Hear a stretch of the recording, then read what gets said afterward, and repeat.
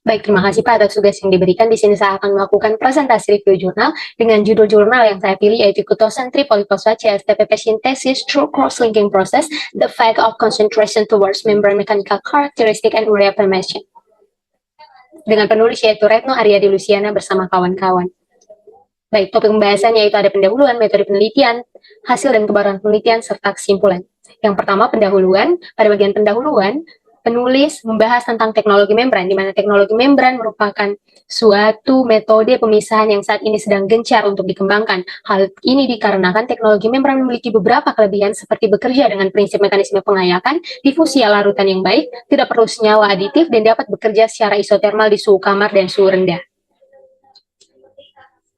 Membran yang sering digunakan dalam teknologi membran yaitu membran ketosan, di mana dalam penelitian ini membran ketosan digunakan dalam hemodialisis dengan menggantikan fungsi ginjal untuk menghilangkan senyawa metabolisme yang tersisa seperti urea, kreatinin, glukosa keluar tubuh melalui urin.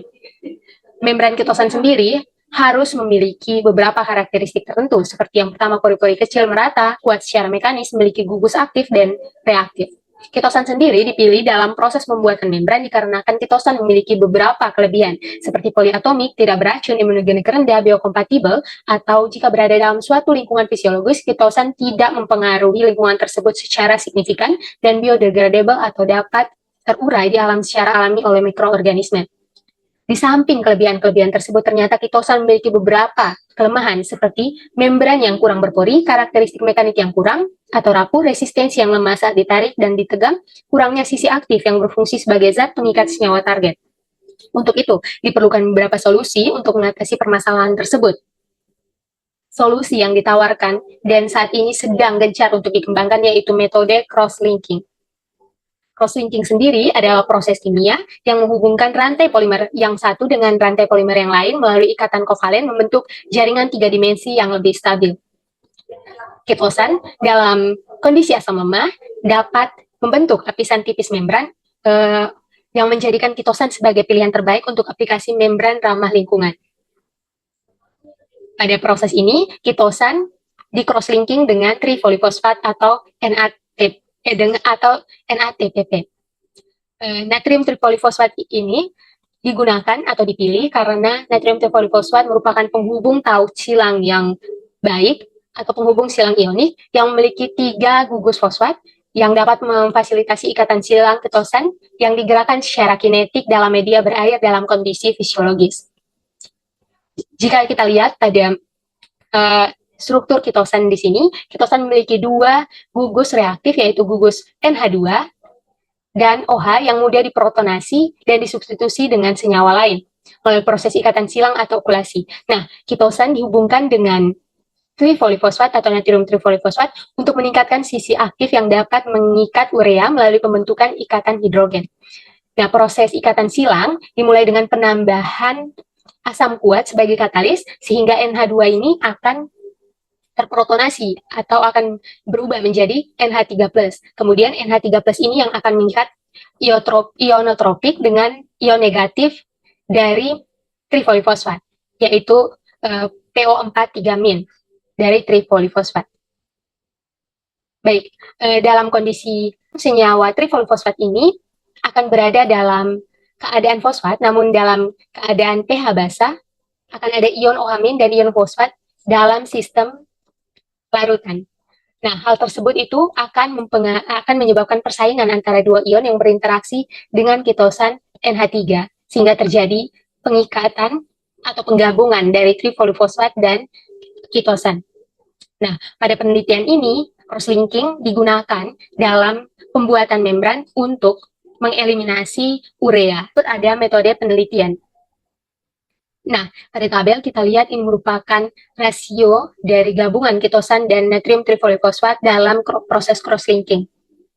Pada umumnya, proses cross-linking ini dilakukan cukup sederhana, yaitu dengan menggabungkan ketosan dan natrium trifolifosfat dan dilarutkan dengan asam asetat. Selanjutnya, seperti biasa, akan di stirrer selama beberapa jam, kemudian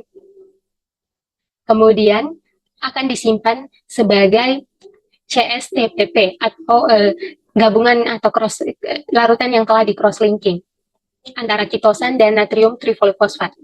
Kemudian gabungan ini akan dicampurkan untuk membuat membran. Dengan komposisi membran, yang pertama ada campuran kitosan dan trifolifosfat sendiri, dan yang berikut ada campuran kitosan trifolifosfat yang telah di cross-linking maupun yang belum di cross-linking dengan polivinyl alkohol dan polyethylene glycol. Nah, analisis yang digunakan di sini yaitu ada uji FTIR dan uji TGA, uji XRD, uji water uptake dan water contact angle, uji tensile strength, dan percent elongation. Baik, hasil dan kebaruan penelitian. Pada hasil penelitian, di sini ada merupakan hasil dari FTIR spektra. Yang pertama, A adalah CSTPP 1, B adalah CSTPP 2, C adalah CSTPP 3, dan D adalah CSTPP 4. Atau cross-linking antara kitosan dan trifolifosfat. Nah, analisis FTIR ini digunakan untuk melihat apakah ada puncak atau peak baru yang terbentuk antara cross-linking dari kitosan dan trifolifosfat. Nah, pada analisis FTIR di sini, kita lihat pada panjang gelombang 1650 cm-1 menunjukkan adanya gugus amina kitosan yang berubah dari primer menjadi sekunder sebagai hasil dari proses ikatan silang. Baik, keberhasilan dari ikatan silang ini ditunjukkan dengan penyerapan yang kuat antara pada luas 1000 sampai 1300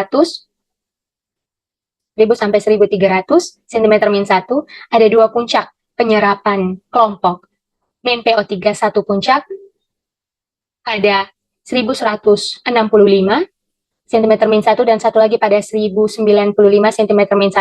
Selain itu ada penyerapan pada 902 atau fingerprint cm-1 yang berasal dari kelompok PO. Nah, yang berikut ada analisis TGA. Pada analisis TGA terbaca bahwa trifolifosfat telah masuk atau sudah berikatan dengan kitosan secara signifikan di dalam gugus kitosan. Nah, berdasarkan data-data tersebut, dapat disimpulkan bahwa terjadi reaksi ikatan silang antara kitosan dan trifolifosfat dengan substitusi gugus amina sesuai dengan kondisi pH selama proses reaksi ikatan silang. Berikut, ini merupakan ada uji water contact angle dan water uptake, di mana presentasi dari membran kitosan sendiri lebih kecil dibandingkan dengan presentasi dari kitosan termodifikasi atau kitosan yang telah di cross-linking dengan natrium trifolifosfat. Kita lihat pada kitosan yang telah termodifikasi natrium trifolifosfat, water contact angle dan water uptake atau penyerapan air lebih tinggi dibandingkan dengan membran kitosan sendiri. Selain itu, ada juga uji modulus dari membran kitosan termodifikasi atau tercross-linking kitosan trifolifosfat. Ada tensile strength dan percent elongation.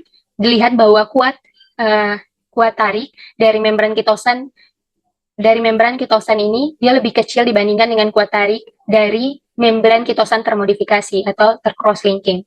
Tercross-linking dia memiliki presentasi yang lebih tinggi atau terjadi peningkatan pada grafik. Yang berikut, kebaruan dari penelitian ini mengembangkan teknologi membran dengan metode cross-linking kitosan trifolifosfat dan dapat diaplikasikan dalam hemodialisis bidang kesehatan secara langsung. Dan penelitian ini cukup sederhana untuk diaplikasikan di laboratorium karena menggunakan cross-linking kitosan trifolifosfat yang mudah diperoleh di alam. Baik, kesimpulan, ada cross-linking merupakan metode yang sangat signifikan dalam modifikasi kitosan sebagai bahan dasar pembuatan membran. Hasil yang diperoleh lebih baik dibandingkan membran kitosan tanpa cross-linking. Membran yang dihasilkan memiliki hidrofilisitas yang tinggi, penyerapan air yang tinggi hingga 150%, dan sifat mekanis yang baik, dan mampu mengekstraksi urea hingga 10-15%.